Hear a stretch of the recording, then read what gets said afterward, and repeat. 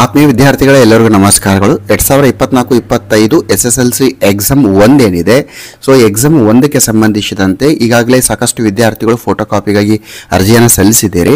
ಅದರ ಜೊತೆಯಲ್ಲಿ ಈಗ ಫೋಟೋಕಾಪಿ ಬಂದಮೇಲೆ ಒಂದಿಷ್ಟು ವಿದ್ಯಾರ್ಥಿಗಳಿಗೆ ಏನು ಅನಿಸ್ತಾ ಇದೆ ಅಂದರೆ ಸರ್ ನಾವು ರಿವ್ಯಾಲ್ಯೂಯೇಷನ್ ಹಾಕಬೇಕು, ಯಾಕಂದರೆ ಒಂದಿಷ್ಟು ಕ್ವಶನ್ಸ್ಗಳಿಗೆ ನಮಗೆ ಇನ್ನೂ ಹೆಚ್ಚಿನ ಅಂಕಗಳು ಬರ್ಬೋದು when we compare to the answer ಕೀಗಳನ್ನು ಇಲಾಖೆ ಬಿಟ್ಟಿರುವಂಥ ಆನ್ಸರ್ ಕೀಗಳನ್ನೇ ಹೋಲಿಸಿದಾಗ ನಾವು ಆ ಆನ್ಸರ್ಗಳನ್ನು ಬರೆದಿದ್ದೀವಿ, ಒಂದಿಷ್ಟು ಅಂಕಗಳು ಬರಬೇಕು ಎಂಬ ನಿಟ್ಟಿನಲ್ಲಿ ಕೂಗಿದೆ. ಸೊ ಆತ್ಮೀಯ ವಿದ್ಯಾರ್ಥಿಗಳು ಈ ವಿಡಿಯೋದಲ್ಲಿ ನಾವು ರಿವ್ಯಾಲ್ಯೂಯೇಷನ್ಗಾಗಿ ಯಾವ ರೀತಿ ಅರ್ಜಿಯನ್ನು ಸಲ್ಲಿಸಬೇಕು, ಏನೆಲ್ಲ ಸ್ಟೆಪ್ಸ್ ಇದೆ, ಆ ಒಂದು ಎಷ್ಟು ಫೀಸ್ ಇದೆ, ಸೊ ಕಂಪ್ಲೀಟ್ ಆಗಿರುವಂಥ ಇನ್ಫಾರ್ಮೇಷನ್ ನೋಡ್ತಾ ಹೋಗ್ತೇವೆ. ನಿಮ್ಮ ಮೊಬೈಲ್ ಅಥವಾ ಲ್ಯಾಪ್ಟಾಪಿನ ಗೂಗಲ್ ಸರ್ಚ್ ಇಂಜಿನನ್ನು ಓಪನ್ ಮಾಡಿ, ಅಲ್ಲಿ SSLC ಕರ್ನಾಟಕ ಅಂತ ಟೈಪ್ ಮಾಡಿ, ಅಲ್ಲಿ ನಿಮಗೆ https://KSEAB karnataka.gov.in ಅಂತ ಒಂದು ಸರ್ಚ್ ರಿಸಲ್ಟ್ ಬರುತ್ತೆ. ಅಲ್ಲಿ ಕ್ಲಿಕ್ ಮಾಡಿದಾಗ ನಿಮಗೆ Karnataka school examination and assessment ಬೋರ್ಡಿನ ಹೋಮ್ ಪೇಜ್ ಬರುತ್ತೆ. ಸೊ ಆತ್ಮೀಯ ವಿದ್ಯಾರ್ಥಿಗಳು ಇಲ್ಲಿ ನೀವೇನು ಮಾಡಬೇಕು ಅಂದರೆ ಇಲ್ಲಿ ಒಂದು ರೀಡ್ ಮೋರ್ ಅಂತ ಬರ್ತಾ ಇದೆ ನೋಡಿ, ಈ ರೀತಿ ಒಂದು ಏನು ಬರ್ತಾ ಇರುತ್ತೆ ನೋಟಿಸ್ಗಳು ಅಥವಾ ಸರ್ಕ್ಯುಲರ್ಸು ಇನ್ಫಾರ್ಮೇಷನ್ ಸ್ಕ್ರೋಲ್ ಆಗ್ತಾ ಇರ್ತದೆ. ಅಲ್ಲಿ ನೀವು ರೀಡ್ ಮೋರ್ ಅಂತ ಕ್ಲಿಕ್ ಮಾಡಿ.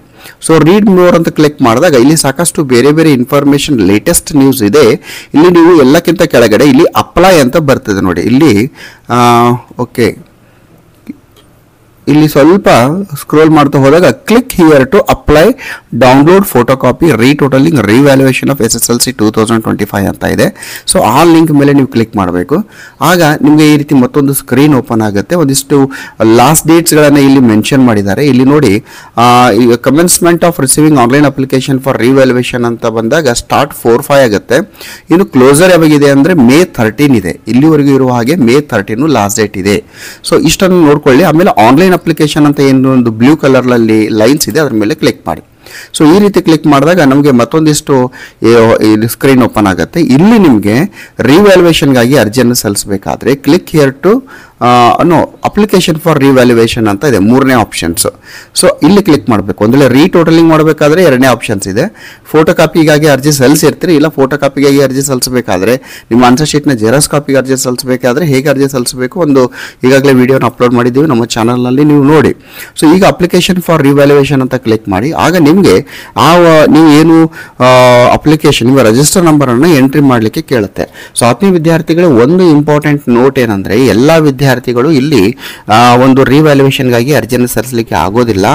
ಯಾವ ವಿದ್ಯಾರ್ಥಿಗಳು ನಿಮ್ಮ ಆನ್ಸರ್ ಶೀಟಿನ ಫೋಟೋ ಕಾಪಿಯನ್ನು ತರಿಸ್ಕೊಂಡಿರ್ತೀರಿ ಸೊ ಆ ವಿದ್ಯಾರ್ಥಿಗಳು ಮಾತ್ರ ಇಲ್ಲಿ ರಿವ್ಯಾಲ್ಯೂಯೇಷನ್ಗೆ ಹಾಕಬೇಕು. ಅಂದರೆ ನೀವು ರಿವ್ಯಾಲ್ಯೂಯೇಷನ್ ಹಾಕಬೇಕು, ಮರುಮೌಲ್ಯಮಾಪನ ಆಗಬೇಕು ಅಂದರೆ ಏನು ಮ್ಯಾಂಡೇಟರಿ ಏನಿದೆ ಅಂದರೆ ನೀವು ಫೋಟೋ ಕಾಪಿಯನ್ನು ತರಿಸ್ಕೊಳ್ಳೇಬೇಕು.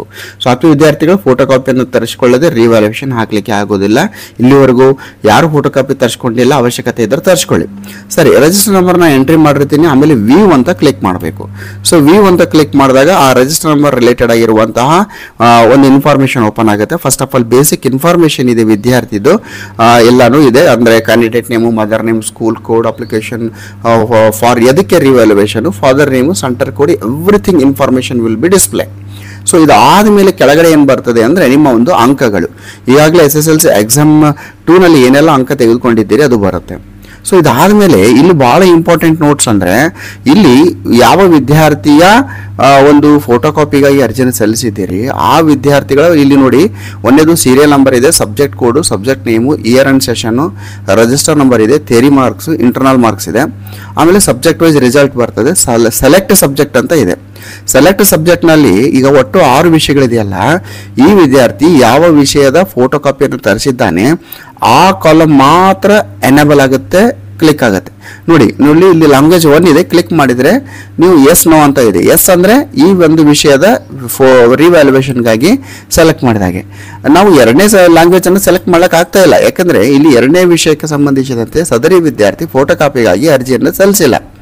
ಆಮೇಲೆ ನೋಡಿ ಈಗ ಒಂದು ನಾನು ಸಬ್ಜೆಕ್ಟನ್ನು ಸೆಲೆಕ್ಟ್ ಮಾಡಿದ್ದೀನಿ, ಈ ವಿದ್ಯಾರ್ಥಿಗೆ ಫೋಟೋ ಕಾಪಿ ಸಿಕ್ಕಿದೆ. ಈಗ ನಾನು ಏನು ಮಾಡ್ತಾ ಇದ್ದೀನಿ, ರಿವ್ಯಾಲ್ಯೂಯೇಷನ್ಗಾಗಿ ಎಸ್ ಅಂತ ನಾನು ಮಾಡ್ತೀನಿ. ಎಸ್ ನೋ ಎರಡೂ ಇರುತ್ತೆ. ಎಸ್ ಅಂತ ಮಾಡಿದಾಗ ರಿವ್ಯಾಲ್ಯೂಯೇಷನ್ ಅಮೌಂಟ್ ಎಷ್ಟಿದೆ ಅಂದರೆ 800 ರೂಪೀಸ್ ಇದೆ. 800 ರೂಪಾಯಿ ಒಂದು ವಿಷಯಕ್ಕೆ 800 ರೂಪಾಯಿ.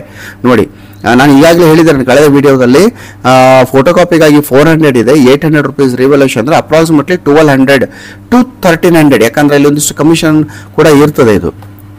ಆಮೇಲೆ ಈಗ ಥರ್ಡ್ ಲ್ಯಾಂಗ್ವೇಜ್ ಕೂಡ ಹಾಕಿದ್ದಾರೆ ಅವರು. ಇದನ್ನು ಎಸ್ ಅಂತ ಮಾಡಿದಾಗ ಅಲ್ಲಿ 800 ನೋಡಿ, ಪರ್ ಸಬ್ಜೆಕ್ಟ್ ರಿವ್ಯಾಲ್ಯೂಯೇಷನ್ಗಾಗಿ 800 ರೂಪಾಯಿ ಇರ್ತದೆ.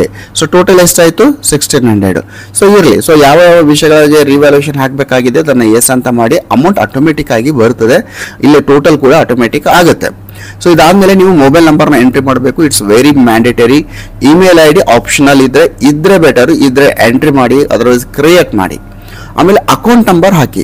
ಯಾಕಂದ್ರೆ account number, bank account number, ಯಾಕಂದ್ರೆ ಒಂದು ವೇಳೆ ನೀವು ಏನು ರಿವ್ಯಾಲ್ಯೂಯೇಷನ್ ಹಾಕಿದ್ದೀರಿ ಅಂಕಗಳು ಹೆಚ್ಚಿಗೆ ಬಂದಲ್ಲಿ ನೀವೇನು ಅಮೌಂಟ್ ಅನ್ನು ಹಾಕಿದ್ದೀರಿ, ಇಲ್ಲಿ 1600 ಆಗಿದೆ 2 ಸಬ್ಜೆಕ್ಟ್ದು, 2 ವಿಷಯದಲ್ಲಿ ನಿಮಗೆ ಹೆಚ್ಚಿನ ಅಂಕ ಬಂತು ಅಂದ್ರೆ ಆ ಅಮೌಂಟ್ ನಿಮಗೆ ರೀಫಂಡ್ ಆಗುತ್ತೆ, ನಿಮ್ಮ ಅಕೌಂಟಿಗೆ ಇಲ್ಲಿ ಕ್ರೆಡಿಟ್ ಆಗುತ್ತೆ, ಜಮಾ ಆಗುತ್ತೆ. ಸೊ ನಿಮ್ಮ ಅಕೌಂಟ್ ನಂಬರ್ ಅನ್ನು ಹಾಕಿ, ಸರಿಯಾಗಿರುವಂತ ಅಕೌಂಟ್ ನಂಬರ್ ಹಾಕಿ, ಆ ಅಕೌಂಟ್ ನಂಬರಿನ IFSC ಕೋಡ್ ಹಾಕಿ. ಆಮೇಲೆ ಸ್ಟೂಡೆಂಟ್ ಪೋಸ್ಟಲ್ ಅಡ್ರೆಸ್ ಅಂದ್ರೆ ಪೋಸ್ಟ್ ಬರುವಂತ ಈ ಪೋಸ್ಟ್ ಅಡ್ರೆಸ್ ಬರಬೇಕು. ನಿಮ್ಮ ಎಲ್ಲಿ ನಿಮಗೆ ಪೋಸ್ಟ್ ಬರ್ತದೆ, ಲೆಟರ್ ಬರುತ್ತೆ, ಆ ಪೋಸ್ಟಲ್ ಅಡ್ರೆಸ್ ಹಾಕಬೇಕು. ಆಮೇಲೆ ತಾಲೂಕಾ ನೇಮ್ ಎಂಟ್ರಿ ಮಾಡಿ, ಪಿನ್ ಕೋಡ್ ಅನ್ನ ಮಾಡಿ. ಸೊ ಪಿನ್ ಕೋಡ್ ಅನ್ನ ಮಾಡಿ ಜನರೇಟ್ OTP ಅಂತ ನೀವು ಮಾಡಿದಾಗ ಒಂದು OTP ಬರ್ತದೆ. ಆ OTP ಅನ್ನ ಎಂಟ್ರಿ ಮಾಡಿ ನೀವೇನ್ ಮಾಡಬೇಕು ಅಂದ್ರೆ ಇಲ್ಲಿ ಒಂದು ಕಂಪ್ಲೀಟ್ ಆಗಿರುವಂತ ಪ್ರೊಸೆಸ್ ಅನ್ನ ನೀವು ಕಂಪ್ಲೀಟ್ ಮಾಡಬಹುದು. ಸೊ ಆತ್ಮೀಯ ವಿದ್ಯಾರ್ಥಿಗಳೇ, ಒಂದು ವೇಳೆ ಅಂಕಗಳು ಬರ್ತವೆ ಅಂತ if you are confident then go ahead ಹಾಕಿ. ಯಾಕಂದ್ರೆ ಒಂದು ವೇಳೆ ನಿಮಗೆ ಅಂಕಗಳು ಬಂದಿದೆ ಆದಲ್ಲಿ ನೀವು ಇನ್ವೆಸ್ಟ್ ಮಾಡಿರುವಂತ ಅಮೌಂಟ್ ನಿಮಗೆ ಬರ್ತದೆ. ಯಾವುದು ಅಂದ್ರೆ ರಿವ್ಯಾಲ್ಯೂಯೇಷನ್ ಅಮೌಂಟ್ ಮಾತ್ರ ಬರುತ್ತೆ. ದಟ್ ಈಸ್ ಒಂದು ಸಬ್ಜೆಕ್ಟ್ಗೆ 800 ಇದೆ ಅಲ್ಲ, ಆ 800 ಬರುತ್ತೆ ನಿಮಗೆ, ಆದರೆ ಫೋಟೋ ಕಾಪಿಗಾಗಿ ಇರುವಂತ ಅಮೌಂಟ್ ಬರುವುದಿಲ್ಲ. ಓಕೆ ಸರಿ. ಸೊ ಇದೊಂದು ಕರೆಕ್ಟ್ ಆಗಿರುವಂತ ವೇ. ಈ ಒಂದು ವಿಡಿಯೋ ನಿಮಗೆ ಉಪಯೋಗ ಆಗ್ತಾ ಇದ್ರೆ ಚಾನಲ್ ಅನ್ನ ಸಬ್ಸ್ಕ್ರೈಬ್ ಮಾಡಿ. ಈ ರೀತಿ ಎಜುಕೇಶನಲ್ ಕಂಟೆಂಟ್ ಅನ್ನ ನಾವು ಮುಂಬರುವ ದಿನಗಳಲ್ಲಿ ಅಪ್ಲೋಡ್ ಅನ್ನ ಮಾಡ್ತೇವೆ. ನಿಮ್ಮ ಸ್ನೇಹಿತರಿಗೆ ಶೇರ್ ಮಾಡಿ, ವಿಡಿಯೋನ ಲೈಕ್ ಮಾಡಿ. ಅದೇ ರೀತಿ ನಿಮ್ಮ ಶಾಲೆಯಲ್ಲಿ ಓದುತ್ತಿರುವಂತಹ 9ನೇ ತರಗತಿ ವಿದ್ಯಾರ್ಥಿಗಳೇನಿದ್ದಾರೆ ಅವರಿಗೆ ಈ ಚಾನಲ್ ಬಗ್ಗೆ ಮಾಹಿತಿ ಕೊಡಿ. ಸೊ ಯಾಕಂದ್ರೆ ಮುಂಬರುವ ದಿನಗಳಲ್ಲಿ ನಾವು 9ನೇ ತರಗತಿ ಉತ್ತೀರ್ಣರಾಗಿ 10ನೇ ತರಗತಿ ಬಂದಿರುವ ವಿದ್ಯಾರ್ಥಿಗಳಿಗೆ ರೆಗ್ಯುಲರ್ ಆಗಿರುವಂತ ಲೈವ್ ಸ್ಟ್ರೀಮಿಂಗ್ ಕ್ಲಾಸಸ್ ಅನ್ನು ನಾವು ತೆಗೆದುಕೊಳ್ತೀವಿ ಅಂತ ಹೇಳ್ತಾ, ಯಾರೆಲ್ಲ ರಿವ್ಯಾಲ್ಯೂಯೇಷನ್ಗೆ ಅರ್ಜಿಯನ್ನು ಸಲ್ಲಿಸ್ತಾ ಇದ್ದೀರಿ, ನಿಮ್ಮ ಒಂದು ರಿಸಲ್ಟ್ ಪಾಸಿಟಿವ್ ಬರಲಿ, ಹೆಚ್ಚಿನ ಅಂಕಗಳು ಬರಲಿ ಅಂತ ಹೇಳ್ತಾ ಎಲ್ಲರಿಗೂ all the best. Jai Hind, Vande Mataram.